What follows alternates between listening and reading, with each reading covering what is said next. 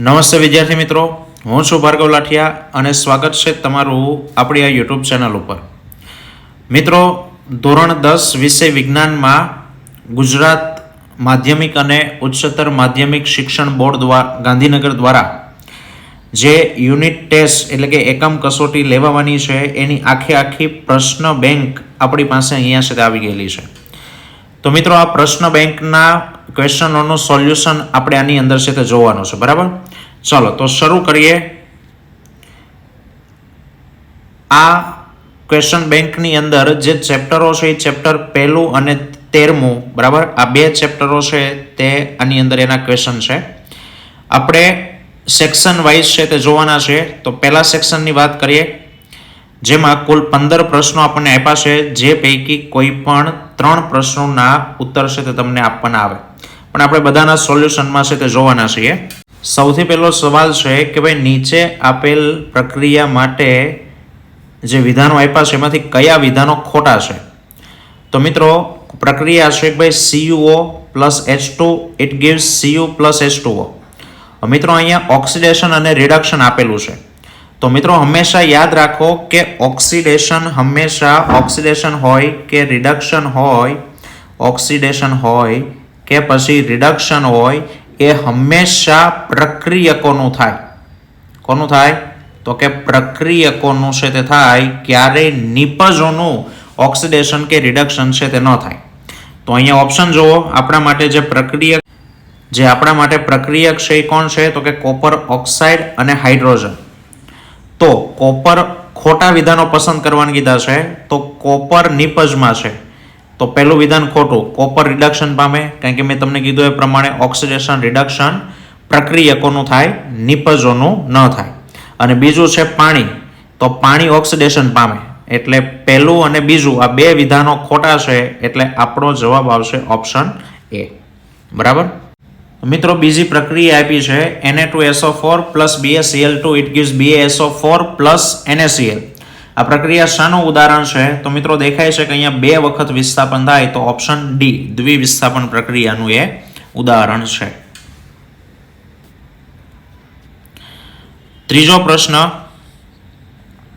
કે ભાઈ નીચે આપેલા પદાર્થમાંથી કયો પદાર્થ જૈવ અવિઘટનીય છે? તો જૈવ અવિઘટનીય ઓપ્શન સી, જેનું વિઘટન ન થતું હોય તે, એટલે પ્લાસ્ટિક એ જૈવ અવિઘટનીય છે. ચાલો પછી ખરા ખોટા છે. ચોથું કે ભાઈ જે રાસાયણિક પ્રક્રિયામાં હાઇડ્રોજન ઉમેરાય તેને ઓક્સિડેશન કહેવાય. તો મિત્રો, ખોટું થશે. જે રાસાયણિક પ્રક્રિયામાં હાઇડ્રોજન ઉમેરાય તે ઓક્સિડેશન પ્રક્રિયા ન કહેવાય, તેને રિડક્શન પ્રક્રિયા છે તે કહેવાય. બરાબર, એટલે વિધાન ખોટું થશે. બીજું સમીકરણ આપેલું છે અને એમાંથી આપણને ક્વેશ્ચન પૂછ્યો કે ભાઈ PbNO3 twice plus 2Ki it gives PbI2 plus 2KNO3. ઉપરયુક્ત દ્વિવિસ્થાપન પ્રક્રિયામાં લેડ આયોડાઇડના પીળા અવક્ષેપ મળે. તો વાત બરાબર છે, લેડ આયોડાઇડ પીળા રંગનો પદાર્થ છે, તો પીળા અવક્ષેપ મળે તો ખરું. ચાલો, ત્યારબાદ એના પછી એક આહાર શૃંખલા આપણને આપેલી છે. આહાર શૃંખલામાં ઘાસ, બકરી અને સિંહ. ઘાસ, બકરી, સિંહ. આ આહાર શૃંખલામાં સિંહ એ દ્વિતીય ઉપભોગી છે. તો મિત્રો, ઉપભોગી કોને કહેવાય? તો કે ઘાસ છે એને ઉત્પાદક કહેવાય. ઘાસ છે એ ઉત્પાદક છે અને બકરી અને સિંહ એ ઉપભોગી છે. તો ઉપભોગીઓમાં જે બીજા ક્રમે છે કોણ છે? સિંહ. તો દ્વિતીય ઉપભોગી છે, તો ખરું છે તે થશે. ચાલો, એના પછી છે કે ભાઈ બગીચો એ કુદરતી નિવસન તંત્ર છે. તો મિત્રો, વિધાન ખોટું છે. નિવસન તંત્ર બગીચો છે તે કેવા છે, પણ એ કુદરતી નથી, કૃત્રિમ નિવસન તંત્ર છે. 8મો પ્રશ્ન કે ભાઈ જે રાસાયણિક પ્રક્રિયામાં નિપજોના નિર્માણ સાથે ઉષ્મા મુક્ત થતી હોય તો તેને ખાલી જગ્યા પ્રક્રિયા કહેવાય. તો મિત્રો, ઉષ્મા મુક્ત થાય તો એને કહેવાય ઉષ્માક્ષેપક પ્રક્રિયા છે તે કહેવાય.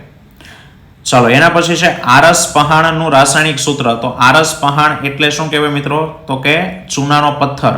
તો એનું સૂત્ર થશે CaCO3. ચાલો, ગ્લુકોઝનું રાસાયણિક સૂત્ર. તો ગ્લુકોઝ એટલે C6H12O6. એના પછી છે કે ભાઈ નિવસન તંત્રમાં ઉર્જાનો પ્રવાહ ખાલી જગ્યા હોય તો ઉર્જા હંમેશા એક માર્ગી વહે ઉત્પાદકોથી ઉપભોગી, બરાબર, પ્રથમ ઉપભોગી, દ્વિતીય ઉપભોગી વગેરે. 12મો ક્વેશ્ચન કે ભાઈ ઓક્સિજનના ખાલી જગ્યા પરમાણુ ધરાવતો વાયુ એ ઘાતક વિષ એટલે કે ઝેર છે. તો ઓક્સિજનના 3 પરમાણુ ધરાવતો વાયુ એટલે કોણ? તો કે ઓઝોન, O3 એ ઘાતક વિષ છે. 13મો સવાલ છે કે ભાઈ ઉત્પાદકો સૂર્યપ્રકાશમાં રહેલી પ્રકાશ ઉર્જાનું ખાલી જગ્યામાં રૂપાંતર કરે.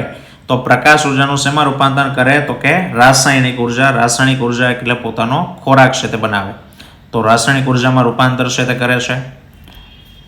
ચલો ત્યારબાદ આગળ વધીએ કે એક વાક્ય કે એક શબ્દમાં ઉત્તર આપો.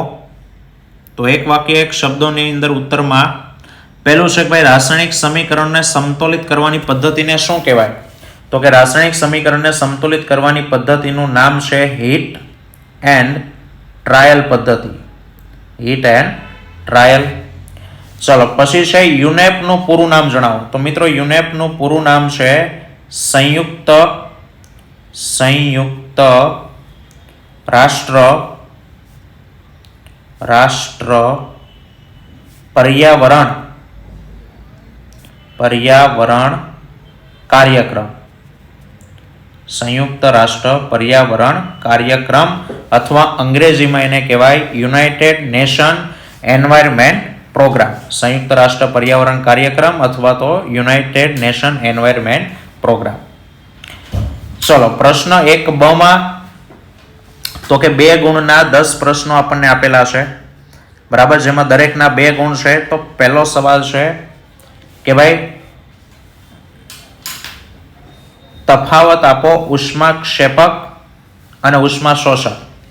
તો મિત્રો ઉષ્માક્ષેપકની વાત કરીએ તો વ્યાખ્યા કે ભાઈ જે રાસાયણિક પ્રક્રિયામાં ઉષ્મા મુક્ત થાય એને ઉષ્માક્ષેપક કહેવાય, અને સામે જે રાસાયણિક પ્રક્રિયામાં ઉષ્મા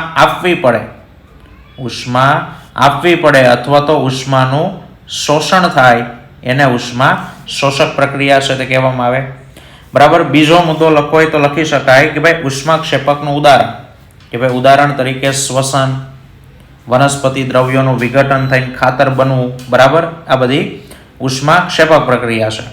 અને ઉષ્મા શોષકના ઉદાહરણની અંદર આવે કે ભાઈ AgCl it gives Ag plus Cl2, AgBr it gives Ag plus Br2. તો મિત્રો આ ઉષ્મા શોષક પ્રક્રિયા છે. ચાલો ત્યારબાદ બીજો તફાવત છે સંયોગીકરણ પ્રક્રિયા અને વિઘટન પ્રક્રિયા. સંયોગીકરણ અને વિઘટન. તો પહેલો મુદ્દો બેયની વ્યાખ્યા. સંયોગીકરણ કોને કહેવાશે? કે ભાઈ જે રાસાયણિક પ્રક્રિયામાં 2 કે તેથી વધુ પ્રક્રિયકમાંથી એક જ નિપજ બનતી હોય તો એને સંયોગીકરણ કહેવાય. અને વિઘટન પ્રક્રિયા કોને કહેવાય? તો કે જે રાસાયણિક પ્રક્રિયામાં એક પ્રક્રિયક તૂટે અને એમાં 2 કે તેથી વધુ સરળ નિપજ બનતી હોય તો એને વિઘટન કહેવાય, બરાબર. ઉદાહરણ તરીકે અહીંયા જો A plus B કોઈ 2 પ્રક્રિયક છે તો નિપજ એક જ બની AB, તો એ સંયોગીકરણ થાય. વિઘટન પ્રક્રિયા તો કે 2 પ્રક્રિયક છે, એક જ પ્રક્રિયક છે AB, તો એનું વિઘટન થઈને 2 કે તેથી વધુ નિપજ બને A plus B.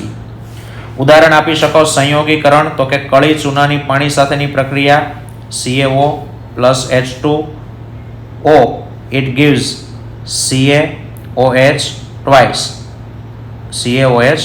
તો આ કઈ પ્રક્રિયા થઈ મિત્રો? સંયોગીકરણ. 2 પ્રક્રિયકો અને એક જ નિપજ. અને વિઘટન પ્રક્રિયામાં વાત કરીએ તો વિઘટન પ્રક્રિયાનું ઉદાહરણ તો કે ઉપર જે હમણાં આપણે લખ્યું હતું એ સિલ્વર ક્લોરાઇડ વાળું લખી શકો તમે કે ભાઈ AgCl વિઘટન થાય સૂર્યપ્રકાશની હાજરીમાં, બરાબર, તો એમાંથી બને Ag plus Cl2, તો આને વિઘટન કહેવાશે. ચાલો ત્યારબાદ બીજો સવાલ છે રેડોક્સ પ્રક્રિયાનું એક સમીકરણ આપો. તો મિત્રો રેડોક્સ પ્રક્રિયા તમામ રાસાયણિક પ્રક્રિયામાં ઓક્સિડેશન રિડક્શન બંને ભેગું જ થતું હોય. આપણે લઈએ CuO plus H2 it gives Cu+H2O. આમાં રેડોક્સ પ્રક્રિયા છે. કેમ? તો કે એમાં કોપર ઓક્સાઇડનું CuO એનું રિડક્શન થઈ અને કોપર બને છે, જ્યારે H2 નું ઓક્સિડેશન થઈ અને પાણી બને છે.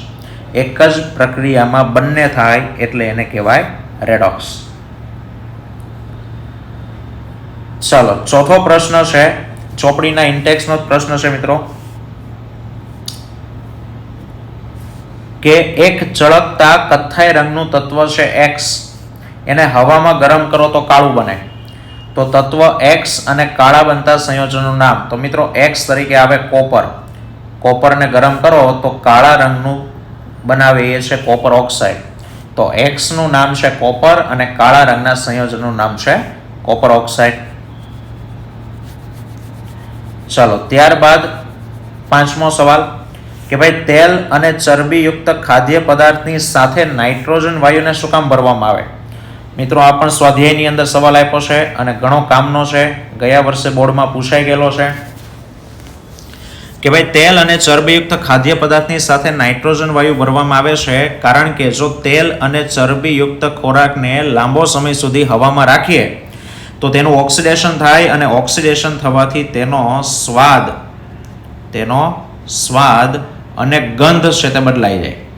અને સ્વાદ અને ગંધ બદલાઈ જવાની આ પ્રક્રિયાને શું કહેવાય? તો કે ખોરાપણું કહેવાય. એટલે કે ખોરાક છે એ ખોરો થઈ જાય અને એટલે તેને ખોરો થતો અટકાવવા માટે તેની અંદર નાઇટ્રોજન વાયુ છે ત્યારે ભરવામાં આવે છે. ચાલો, ત્યાર પછી તફાવત છે છઠ્ઠો કે ભાઈ તફાવતના મુદ્દા આપો. જૈવ વિઘટનીય પદાર્થ અને જૈવ અવિઘટનીય પદાર્થ. તો સિમ્પલ, જે પદાર્થોનું મૃતોપજીવી અથવા તો જૈવિક ક્રિયાઓ દ્વારા વિઘટન થાય એને જૈવ વિઘટનીય કહેવાય, અને જે પદાર્થનું મૃતોપજીવી સજીવો કે પછી જૈવિક ક્રિયા દ્વારા વિઘટન થતું નથી એને જૈવ અવિઘટનીય કહેવાય. તો જે વિઘટનીય છે એમાં સડી જતા હોય એ બધા, ઉદાહરણ તરીકે કાગળ, સડી ગયેલો ખોરાક, વાસી ખોરાક, શાકભાજી, ફળો, આ બધું વિઘટનીય. અવિઘટનીયમાં કાચ, પ્લાસ્ટિક, પોલિથીન, આ બધું જૈવ અવિઘટનીય.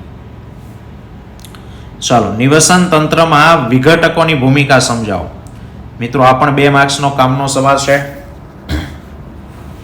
વિઘટકોની ભૂમિકા શું છે નિવસન તંત્રમાં? તો કે પહેલા તો વિઘટકો કોને કહેવાય? તો કે જે સજીવો મૃત વનસ્પતિ કે પછી મૃત થયેલા પ્રાણી, બરાબર, એના શરીરનું વિઘટન કરી અને એમાંથી પોષણ મેળવતા હોય એને વિઘટકો કહેવાય.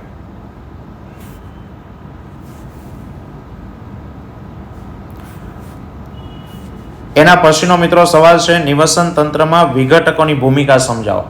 તો વિઘટકો મિત્રો કોને કહેવાય? તો કે જે વસ્તુને સેડવી નાખે છે તે.